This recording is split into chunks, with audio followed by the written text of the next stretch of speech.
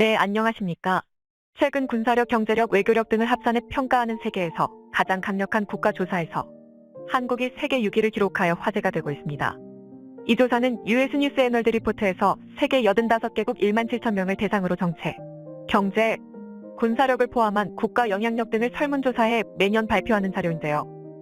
상당수의 전문가들의 의견이 반영되어 있지만 그와 동시에 일반인들의 의견도 포함되어 있어 대중적으로 세계인들이 바라보는 그 국가에 대한 인상 및 인지도를 잘 나타내주는 표본이라고 볼 수 있습니다. 즉, 사람들에게 현재 세계에서 가장 강력한 군사력을 지닌 국가가 어디냐? 라고 물으시 전 세계인들은 한국을 6위의 강국이라고 말했다는 것이죠.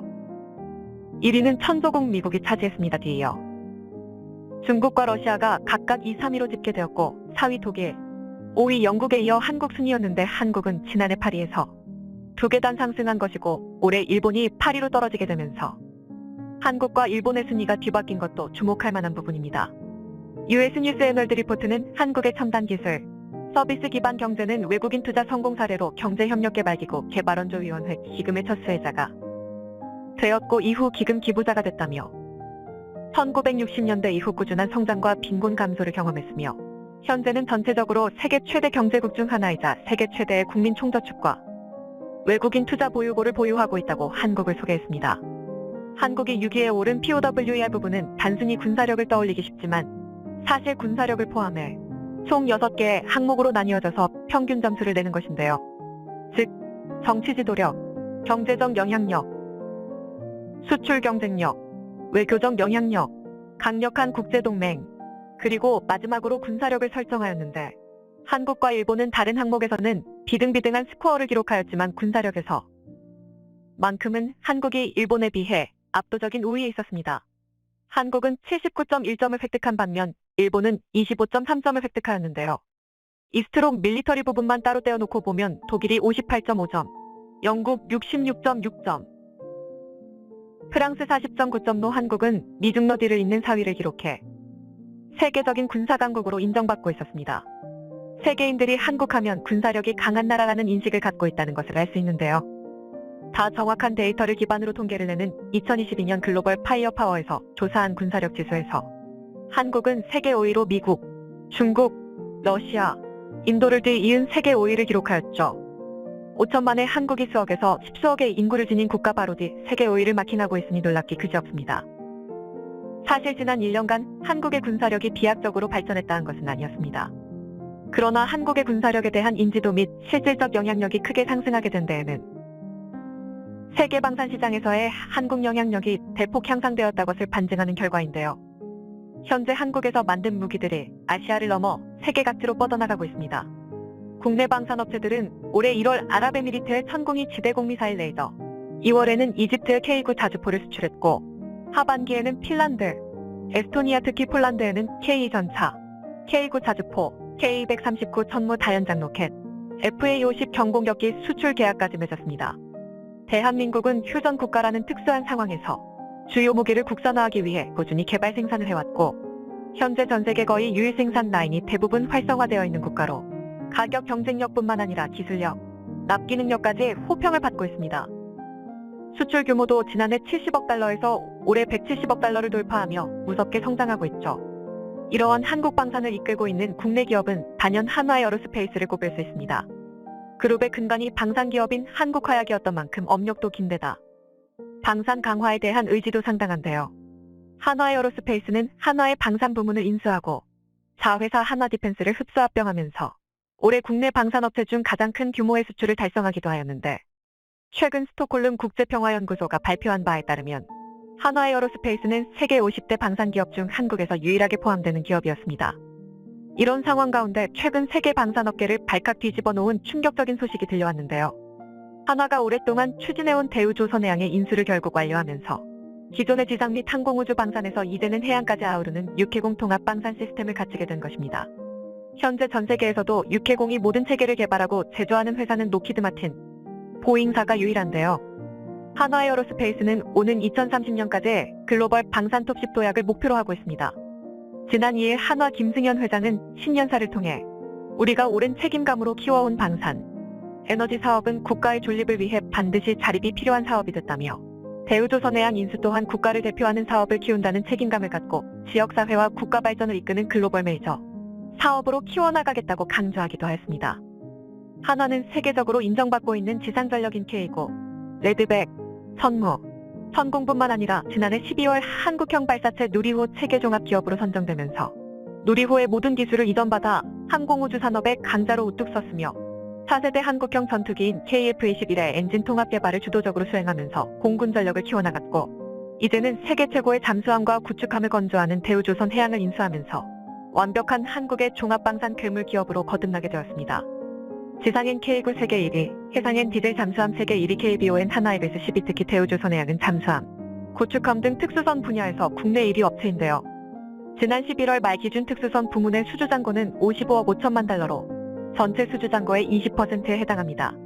한때 방산 부문에서만 매출 1조 원을 올리기도 할 만큼 특수선 분야에서 세계적인 경쟁력을 갖춘 대우조선해양이 한화에 인수되게 되면서 한화의 함정형 전투체계와 무기체계의 연동으로 인한 시너지가 발휘되게 되면 상품성과 경쟁력이 배가 될 수 있게 되는데요.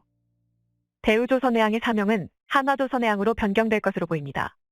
지난 1일 조선업계와 특허청 등에 따르면 대우조선은 지난해 12월 27일에 HSM이 상표권을 출원한 것으로 드러났습니다. 대우의 알파벳 첫 글자인 D 대신에 한화의 H를 조합한 HSME를 상표권으로 출원한 셈인 것이죠. 세계 최고의 잠수함으로 불리는 DSME 3000 네이밍 도산한 창호급 잠수함이 이제 HSME 3000으로 바뀌게 되어 전 세계 최강자 입지를 다시 한 번 더 확고히 할 예정입니다. 이런 상황 가운데 최근 해군에서 놀라운 소식이 전해졌습니다. 한화와 대우조선해양의 시너지가 제대로 폭발한 사건이 발생한 것인데요. 지난달 27일 대우조선해양은 한화에 인수되며 세운 첫 번째 프로젝트를 공개했는데 바로 전투용 무인 잠수함이었습니다. 대우조선해양과 한화는 최근 해군과 전투용 무인 잠수정 개념 설계 계약을 맺고 개발을 위한 착수 회의를 열었는데, 이번 개념 설계 사업은 해양 유무인 복합체계를 위한 첫 번째 설계 사업으로 네이비 시고스트 시대로의 도약을 위한 출발점을 알린 것입니다. 네이비 시고스트는 해군의 유무인 복합체계를 뜻하는 새로운 이름으로 유령이라는 뜻의 고스트를 활용해 바다의 무인 전력을 상징적으로 표현한 명칭이죠. 해외 네이버 뉴스인 USNI, NEWS 역시 이를 주목하면서 한화 시스템이 공개한 유무인 복합 해군 작전 개념을 높이 평가했는데요. 매체는 한국 해군은 가까운 미래의 완전한 자율적 공격 체계를 구성하기를 희망하고 있다며 한화와 대우의 시너지가 발휘될 것이라고 내다봤답니다. 대우조선해양은 1996년 국내 최초 무인 잠수정인 OKP-56000 개발을 시작으로 장보고 1급, 장보고급 잠수함을 성공적으로 건조했다며 2021년 8월 21세기의 거북선이라 불리는 장보고급인 도산한 창호함을 성공적으로 해군의 인도해낸 경험을 살려 한국 해군 전력 상승에 이바지하겠다고 하였습니다. 이날 발표에 나선 한화해양사업단의 이필엽 차장은 은밀성을 갖춰 군사적 활용도가 높은 무인 잠수정에 대한 개발을 언급하면서 한화와 대우의 시너지를 구체적으로 밝혔는데요. 유무인 전략복합 운용에서 전투력이 극대화되기 위해서는 광대역에서 통신이 원활히 이루어져야 가능합니다. 수중에서의 데이터 링크 통신과 그리고 육상에 있는 원격지 휘통대소와 수중에 있는 무인 체계들의 상호 통신이 원활히 이루어져야 되는 것인데요. 여기에 한화가 매우 큰 장점을 지니고 있습니다. 한화는 적외도 위성 통신을 이용해 원거리에서도 광대역까지 통신할 수 있는 시설을 구축하고 있는데요. 한화가 추진하는 적외도 위성통신 개발이 완료가 되면 세계 어디에서도 거리 제한 없이 고속 위성통신 장치를 사용 선박, 항공, 잠수정 등의 세밀한 원격 조종이 가능해질 전망입니다. 이러한 시너지가 극대화될 수 있는 이유가 바로 국내 최초로 한화가 적외도 위성 시장에 나섰기 때문이죠. 적외도 통신 위성은 지상에서 160에서 1000km 고도로 소형 위성을 발사해 적외도의 군지파의 지상 전역을 커버하는 방식인데요. 해외에서는 이미 미국 스페이스X와 영국 원앱 등이 적외도 위성통신을 확보해 경쟁에 나서고 있습니다. 한화 시스템은 지난해 8월 세계 최초로 우주 인터넷용 위성을 발사한 글로벌 위성통신 기업 원앱에 3억 달러를 투자하며 위성통신 시장 진출을 위한 시동을 걸었고, 지난 2020년에는 영국 위성통신 안테나 벤처기업 페이저 솔루션도 인수하는 데 성공하였습니다. 원앱은 현재 428개의 위성으로 서비스를 하고 있고, 내년 하반기까지 총 648기까지 위성을 쏘아 올릴 계획입니다. 여기에 한국형 발사체 누리호 기술을 이전받을 민간 기업으로 한화에어로스페이스가 선정되면서 발사체와 적외도 위성을 연계한 사업 구조도 만들 수 있을 것으로 보입니다. 최근에 대한민국 상공에서 발견된 고체 추진 우주 발사체가 소형, 초소형 위성을 지구 적외도에 올리는 수단으로 거론돼 왔는데요. 고체 추진 우주 발사체는 액체 추진 방식보다 경제적이고 신속하게 인공위성들을 지구 저궤도로 쏘아올리는데 필요한 핵심 기술로 이를 활용하면 위성을 활용하는 우주 산업의 상업성이 높아지고 군사 정찰용 저궤도, 소형 위성이나 초소형 위성 등을 다량으로 발사할 수 있는 것이죠. 한화에어로스페이스는 고체 연료 발사체 엔진을 개발해내었으며 자회사인 하나시스템은 위성체 제조와 지상체 제작을 담당하고 있는데요. 또한 고체 연료 부스터는 한화가, 발사대는 한화디펜스가 만들고 있으니 사실상 고체 연료 발사체에 대한 전반적인 기술은 모두 한화의 기술이 녹아져 있다고 봐도 무방합니다.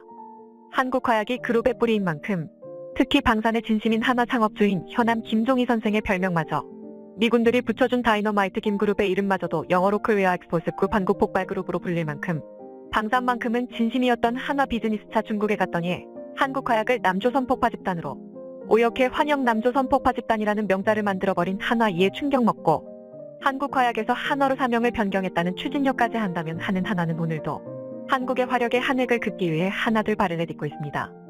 시청해주셔서 감사합니다. 영상이 도움이 되셨다면 구독과 좋아요 부탁드리며 다음에 더 유익한 영상으로 찾아뵙도록 하겠습니다.